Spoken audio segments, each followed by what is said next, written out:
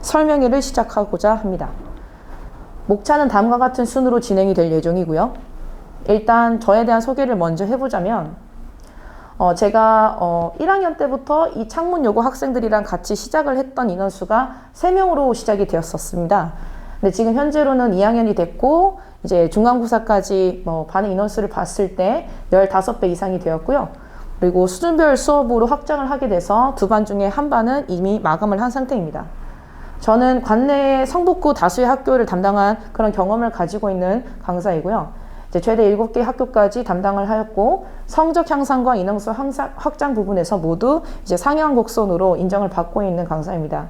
저는 이제 많은 학생들을 다루게 되는 대형 강의 이력도 있는 강사이기도 하지만 학생 한 명 한 명에 대해서 관심과 애정을 놓치지 않는 그 부분에 대해서도 굉장히 많은 좋은 평가를 받고 있는 강사라고 자부합니다. 강사라면은 당연히 해줘야 되는 부분에서 학교의 정확한 시험 스타일을 파악을 하고 거기에 맞는 정확한 자료를 배부하는 것이 중요하다고 생각하는데요. 저는 이 부분에 관련해서 많은 학생들에게 많은 신뢰를 주고 있다라고 평가를 받고 있습니다. 그리고 이제 겨울방학 특강에서 완공반이라는 것을 진행을 한 적이 있었어요. 근데 제가 그 반을 열게 됐을 때 특강 이제 마감 1순위 수업으로 이제 기록을 하기도 했었습니다. 저희의 어떤 수업 스타일이나 이런 것들을 좀 잠깐 말씀드리자면은 일단 당연하게 시험 대비 전에 체계적으로 커리큘럼을 짜는 것이 되게 중요하잖아요. 저는 이제 여러 세부적인 어떤 사항까지 다 철저하게 계획을 세우고 상시적으로 바뀌는 내용의 부분에 관련해서도 지속적으로 피드백 반영을 하고 있습니다. 시험이 끝나게 되면 모든 아이들이 다 시험지를 버리거나 혹은 잊어버리고 싶어 하는 그런 본능이 있겠지만 저는 아이들의 시험지를 다 수거하고 한 명 한 명의 어떤 면담을 진행을 하여서 각 시험의 그 학교 스타일에 맞는 시험지를 정확하게 분석을 합니다. 그리고 거기에 관련해서 어떻게 대비를 해야 되고 이제 학생 한 명에 관련해서 그런 어떤 전략을 다시 짜주는 그런 역할을 해주고 있습니다. 저는 사실 그 아까 말씀드렸던 대형 강의 이력이 있지만 학생 한 명 한 명에 대한 어떤 관심을 놓치지 않는다라고 말씀드렸는데요. 제가 왜 그렇게 말씀드릴 수 있는지에 대한 이유는 다음과 같은 클리닉 시스템 때문입니다. 저는 이제 많게는 제가 혼자서 담당할 수 있는 학생이 하루에 한 70명 정도 이제 된다고 생각을 해요. 물론 이제 시간대를 분배를 시켜서 이렇게 저 혼자 한다고 한다면 그렇게 되긴 하겠지만 많은 이제 조교분들이나 같이 이제 보조해 줄 수 있는 강사분들이랑 같이 진행을 하면서 이제 아이들 한 명 한 명에 대해서 이제 뭘 해야 되고 뭐가 부족하고 이런 것들에 대해서 채워줄 수 있는 어떤 여러 가지 방안을 클리닉을 통해서 정규 수업 외에도 이렇게 보충을 해주고 있습니다. 네, 그리고 그렇기 때문에 당연히 이 학생을 이제 대형 강의에서 저는 이제 당연히 인풋을 하는 역할을 하는 것뿐만 아니라 아이들 한 명 한 명을 보는 그런 시간들을 많이 가질 수밖에 없기 때문에 그 학생에 대한 어떤 개별적인 어떤 학습 전략을 당연히 정확하게 세워줄 수밖에 없다고 생각하거든요. 저는 어떤 그런 노하우는 이런 부분에 숨겨져 있다라고 생각합니다. 당장 필요한 것을 반영을 합니다. 당연히 우리 학생들이 많이 틀리게 되고 어려워하는 문제를 직접적으로 반영할 수 있는 건 매 순간 확인하기 때문에 거기에 관련해서 이제 교재도 나가게 되고요. 이제 학생들에게 필요한 자료라면 무엇이든지 다 만들어 줄 수 있는 여력이 되고 그런 능력을 갖추고 있다고 저는 자부합니다. 그래서 저만의 자료를 가지고 있고 그리고 필요한 자료, 그러니까 아이들이 당장 뭔가 이렇게 가려운 곳을 긁어줄 수 있는 그런 부분을 그때그때 상시적으로 배부할 수 있는 그런 부분이 저의 강점이다라고 생각도 합니다. 이제 본격적으로 창문여고 이번에 2023년도 1학기 중간고사가 어떻게 진행이 됐는지 분석을 해보게 될 건데요. 많은 학생들이 2학년으로 올라왔을 때 시험이 어떻게 달라질지에 대해서 긴장감을 가지고 응시를 했던 시험이었습니다. 사실 이제 조금씩 변화는 있기는 했는데요. 일단 먼저 출제 범위를 말씀드리자면 교과서에는 본문 2개, 그래서 1학년 때랑 동일하게 진행이 됐고 교과서 이 2개 범위 안에서 어휘와 문법을 따로 이제 문제를 출제할 수 있는 랭귀지 포인트라는 어떤 파트가 있어요. 그래서 여기 부분에 대한 범위도 1학년 때랑 동일하게 진행이 됐습니다. 그리고 모의고사 2회분씩 진행이 됐던 것도 작년과 동일하게 진행이 됐고요. 능률복화에는 1학년 때 우리 학생들이 이제 이미 한 바퀴를 돌렸던 그런 이제 단어장인데 이 단어장도 작년에 이제 1학년 1학기 중간고사와 동일한 범위인 1부터 15까지의 범위가 진행이 됐고 이제 표제어 기준으로 세워봤을 때 400개 이상의 단어가 되는 부분이다라고 저는 생각을 해서 전체적으로 봤을 때는 굉장히 압도적인 시험 범위를 보여주고 있는 여고다운 그런 출제 경향을 보여주고 있다라고 저는 분석을 합니다. 사실 여기서는 뭐 능률복화에 해당하는 표지어 400개의 단어만 외우는 게 아니라요. 우리 아이들이 교과서와 그리고 랭귀지 포인트와 모의고사 2회분에 들어가게 되는 여러 가지 단어들도 그 시험 기간 안에 다 완벽하게 숙지를 하고 들어가야 되기 때문에 한 번에 시험 대비를 하기 위해서 아이들이 외워져야 되는 단어의 양이 어마무시하다고 저는 생각합니다. 어떻게 보면은 공부를 정말 많이 해야 되는 그런 부분이 있어서 영어 공부에서 좀 더 투자를 많이 해야 되는 학교다라고 저는 보고 있고요. 이제 시험 범위 출제 비중을 말씀드리자면 총 24문항인데 객관식 21문항. 근데 배점을 보시면은 좀 특이한 게 1학년 때와 좀 달라졌어요. 1학년 때는 객관식이 70점 그리고 주관식이 30점 이렇게 비중을 차지를 했다면 2학년 돼서는 주관식의 비중이 현저하게 많이 줄어들었습니다. 10점 정도가 되고요. 문항은 3문항 정도가 이번에 이제 출제가 됐습니다. 이제 구체적으로 범위 안에서 많이 차지하게 되는 시험 범위는 당연히 모의고사하고요. 이건 1학년 때와 동일하게 이제 가장 아이들이 많이 신경 써줘야 되는 부분이다라고 저는 확인하고 싶습니다. 네, 그리고 능률복화는 항상 6문항씩 나왔던 거는 또 작년과 동일하게 진행이 됐고요. 유형별의 주요 특징을 또 말씀드리자면 저는 이렇게 보고 있어요. 극상위층의 변별력을 보여줄 수 있는 파트는 이번에 서술형에서 크게 판가름 났을 것이다. 저는 이렇게 보고 있습니다. 실제로 아이들이 이제 오답률이 많이 높았던 부분도 서술형이기도 했기 때문이고요. 어법은 변형이 없는 문제가 다수였어요. 그런데 어법의 포인트를 정확하게 알고 거기에 맞게끔 뭔가 집중적으로 그 문장을 분석할 수 있었다면 득점을 할 수 있었던 문제이긴 합니다. 근데 조금 더 이렇게 제가 강사 입장에서는 뭐 변형이 없었고 포인트 정확하게 알면 득점할 수 있었다라고 하긴 하지만 우리 아이들이 1학년 때에 비했을 때 2학년 또 지문이 또 달라지고 어려워졌잖아요. 그리고 구문도 복잡해졌기 때문에 어떻게 보면은 단순하게 암기를 해서 해결을 하기에는 굉장히 좀 무리가 있는 그런 파트이기도 합니다, 어법이. 그래서 이거는 기본기 실력이 굉장히 중요하다라는 것을 강조해 드리고 싶고요. 동의어 어휘 변형 문제가 출제가 되기는 했는데 문제를 푸는 데는 크게 지장이 없었던 동의어 변형이 있기는 했습니다. 내용 일치라고 해서 이제 글의 내용과 일치하는 거, 일치하지 않는 거 이런 문제를 물어보는데요. 이제 한글 일치라 그래서 이런 거는 이제 영어로 선택지가 나온 것이 아니기 때문에 글의 지문의 정확한 내용을 확인했다면 풀 수 있었던 문제였고요. 그리고 아까도 이제 말씀드리긴 했지만 서술형 부분에서 극상위층을 판가름할 거다라고 말씀드렸지만 또 다른 부분에서는 능률복화 범위의 이제 부분에서도 이제 실점을 많이 당했을 학생들이 많이 있을 것 같아요. 왜냐면은 늘 전통적으로 능률복화에서는 이제 외웠던 단어가 그대로 이제 똑같이 해서 복사 붙이기 식으로 나오는 것이 아니라 이거를 문장 속에서 얼마나 응용하고 이해하고 그리고 이제 다른 어떤 무범위의 예문들을 정확하게 해석할 수 있는지에 대한 능력을 물어보는 거기 때문에 정작 아이들이 외웠던 단어에 있는 단어의 숙지가 완벽하게 됐다 할지라도 문제를 막상 풀기에는 효율성이 좀 떨어질 수 있는 그런 문제이기도 합니다. 그래서 예를 들자면은 무범위 예문의 빈칸 자리에 들어갈 단어를 판단하는 능력, 이거는 우리 아이가 그 표제어 자체를 외웠다고 할지라도 예문에 해석이 되지 않으면 절대 풀 수가 없는 문제거든요. 그리고 뭐 무범위에 있는 그런 영영풀이 어떤 그런 문장이나 이런 것들도 당연히 시험장에 들어갔을 때 그 문장을 처음 만나는 거기 때문에 즉석적으로 아이들이 해결해야 되는 그런 능력이 필요하다고 봅니다. 그래서 단순한 암기로는 100% 대비가 불가능하다 이렇게 저는 보고 있고요.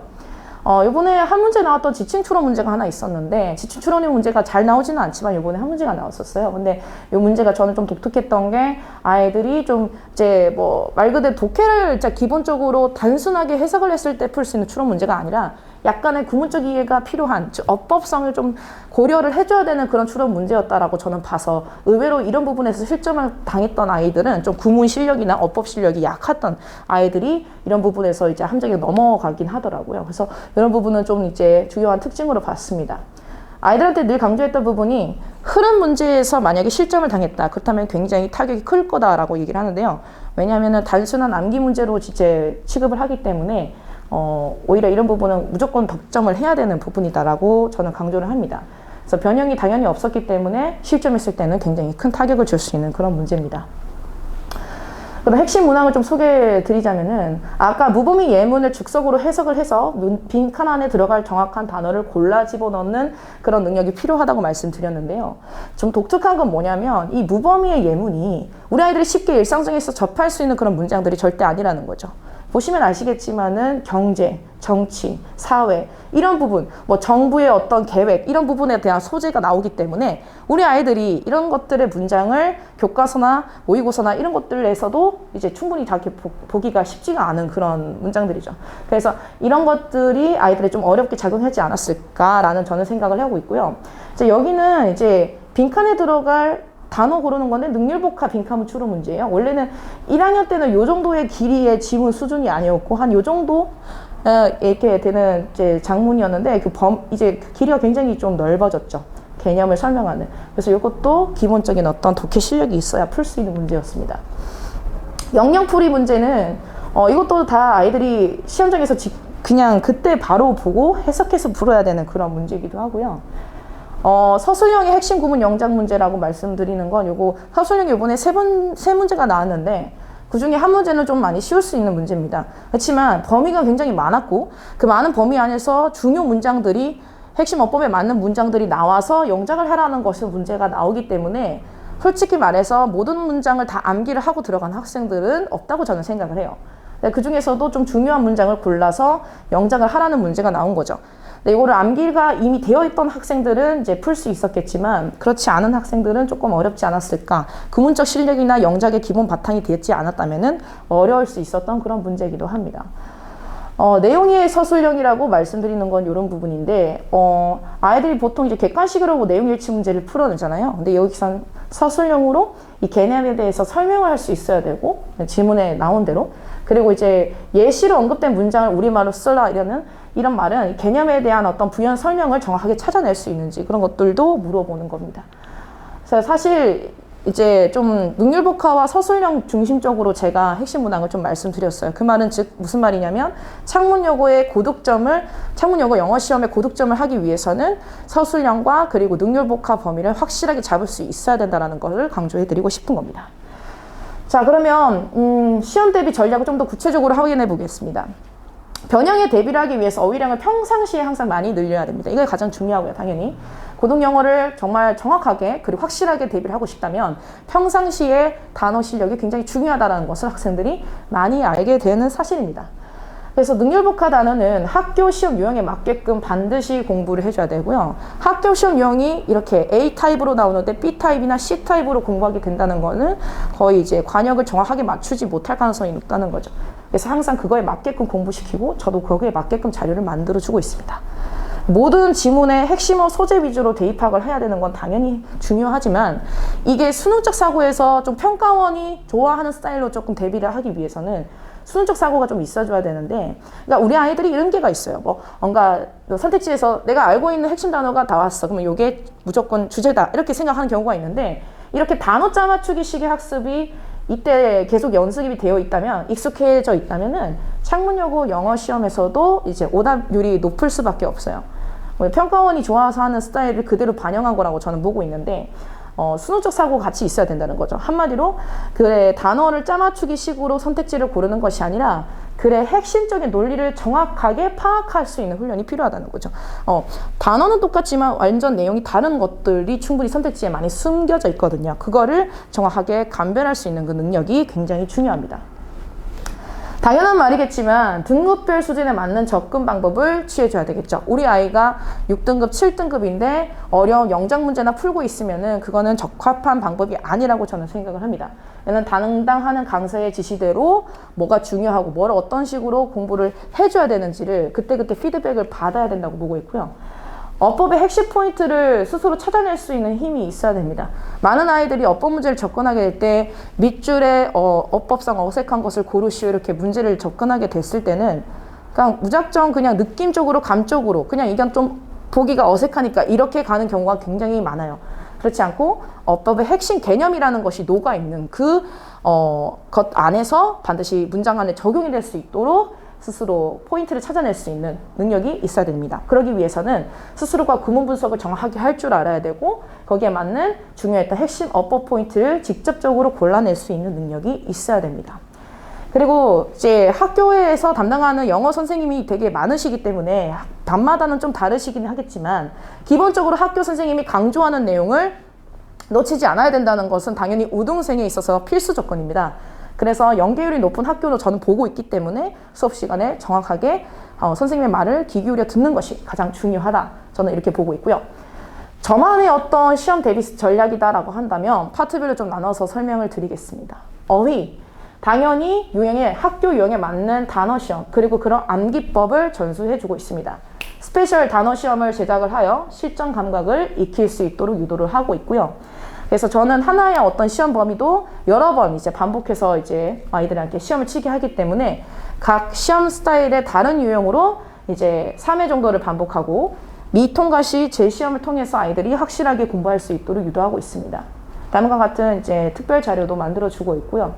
자, 문법 같은 경우는 당연히 아이들이 직접적으로 그 문법의 핵심 개념을 고를 수 있어야 됩니다. 그러려면은 당연히 본인이 스스로 그 문장을 분석할 줄 알아야 되거든요. 그래서 어법 개념이 그 안에 이제 녹아날 수 있는 걸 확인할 수 있도록 계속 적용하는 힘을 키워주는 연습으로 아이들한테 지도를 하고 있습니다. 제가 가장 싫어하는 것이 감으로 느낌으로 어법 고르는 문제인데요. 그런 것이 아닌 왜 그런 것인지에, 왜 정답이 이렇게 되는 건지에 대해서 확실하게 이해를 하고 넘어가는 학습 방법으로 유도를 하고 있습니다. 다음과 같은 어떤 문제도 이제 학교 유형에 맞춰서 만들어주고 있고요. 서순영은 시험에 나올 만한 중요 핵심 구문을 정리를 해줘요. 저랑 학생들이 수업 시간에도 같이 영작을 해보고, 그리고 이제 실전 모의고사에도 여러 번 이 문장을 계속 반복해서 적어볼 수 있도록 반영하고 있습니다. 그래서 이제 특별 자료도 배부를 하고요. 콘텐츠 자체도 아이들이 필요한 것들을 굉장히 섬세하게 이제 문제 연습을 할 수 있도록 자료를 이제 뭔가 만들어주고 있습니다. 이런 식으로 서술형 스페셜 자료가 나오고요. 저만의 분석 자료, 그리고 실전 모의고사 자료, 이런 것들도 같이 배부가 됩니다. 그래서 매주 발송되는 꼼꼼한 성적 문자가 있어요. 그래서 그걸 통해서 우리 아이의 영어 학습이 어떤 식으로 진행되고 있는지 전반적인 내용을 제가 투명하게 공개를 해드립니다. 그리고 미리 보는 실전 모의고사라고 그래서 아이들이 이제 모든 범위가 내용이 수치가 끝나면 거기에 맞는 모의고사를 시험 스타일의 학교 유형에 맞춰서 치게 되고, 거기에 맞춰서 또 특별하게 좀 취약되는 유형이 확인되면은 거기에 맞춰서 또 보충을 하고 있습니다. 그래서 끝나게 되면은 정확한 시험 분석본을 제공하고 학생별 한 명 한 명에 대한 어떤 면담을 진행하고 있고요. 쟤는 약간 또 아이들이 듣기 수행평가를 이제 또 진행을 해야 돼요. 그러니까 이거는 지필고사랑 별도로 수행평가에서 많은 비중을 차지하게 되는 그런 부분인데, 이런 부분에 관련해서도 저는 듣기 과제, 그리고 거기에 맞는 클리닉을 진행하고 있습니다. 여기까지가 일단 전반적으로 어떻게 대비해야 되는지까지 저의 얘기가 끝났고요. 수업 시간은 A반, B반 두 반이 지금 현재 4시간씩 이렇게 주 1회 반으로 진행이 되고 있는데, 주 1회 반이긴 하지만 거기에 대한 복습의 차원과 리뷰, 그러니까 한 번으로 이제 다시 한번 그거 내용을 확인하는 그런 차원으로 의무 클리닉을 진행하고 있어요. 주 1회 이상으로 진행하고 있고요. 주로 일요일에 이제 오전부터 이제 오후 시간까지 이렇게 아이들한테 지도를 하고 있습니다. 네, 제가 준비한 자료는 여기까지 끝났고요. 네, 이상 발표 마치도록 하겠습니다. 감사합니다.